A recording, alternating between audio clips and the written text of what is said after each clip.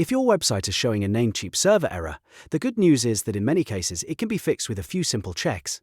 In this video, I'll walk you through exactly how to identify the error, test the most common causes, and use cPanel to troubleshoot the issue step by step. We'll cover the most common Namecheap server errors, including 500, 502, 503, 504, and 508, and I'll show you how to narrow down the problem fast.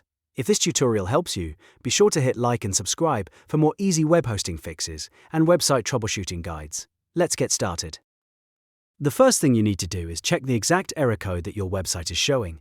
This matters because different server errors usually point to different problems. For example, a 500 internal server error is often caused by a configuration issue, a broken rule, or a problem in your htaccess file.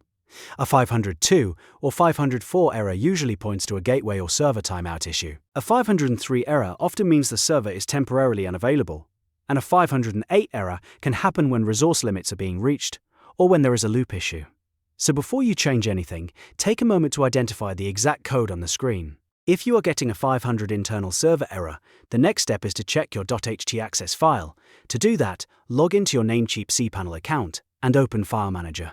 Inside File Manager, go to the public_HTML folder, because that is usually the main directory for your website.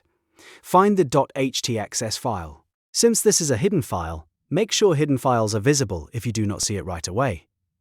Once you locate it, temporarily rename it to something like .htaccess old. This does not delete the file, it just disables it for testing. After renaming the file, reload your website and see if it starts working again. If the site loads properly after that change, then you have confirmed that the .htaccess rules are causing the problem. That means there may be a bad redirect, incorrect rewrite rule, or some other configuration in that file that needs to be corrected. If the error still remains, you can rename the file back to .htaccess and continue troubleshooting the next possible cause.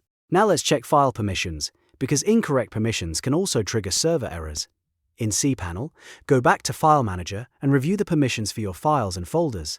Namecheap recommends 0644 for files, 0755 for folders, and 0750 for the public_HTML directory. If the permissions are too open or too restricted, your website may not be able to read or execute the files properly, which can lead to errors. So take your time here and make sure the permissions match the recommended values. If you are not sure how to check permissions, right-click on a file or folder in File Manager and look for the Permissions option. Compare the current settings with the recommended Namecheap values. Files should typically be set to 0644, folders should be set to 0755, and public_HTML should be set to 0750. Fixing these values can solve issues that appear random at first, especially when the site worked before and suddenly started showing an error. Next, go to cPanel, open Metrics, and then click Resource Usage.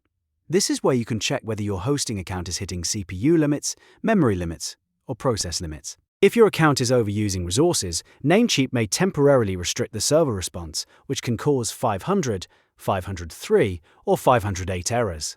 This is especially common on shared hosting plans, when there is a traffic spike, a plugin is using too many resources, or a script is running too heavily in the background. On the resource usage screen, look for any warnings or spikes in usage. If you see that your limits are being reached, that is a strong sign that the server error is not caused by a simple file problem, but by resource overuse. In that case, you may need to reduce plugin load, optimize your site, disable heavy scripts, or contact Namecheap support to review the account limits and server behavior.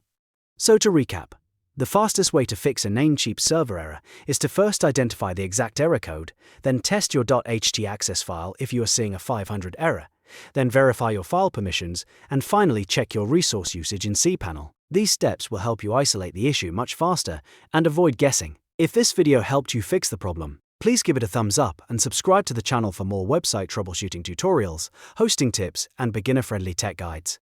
Thanks for watching, and I'll see you in the next one.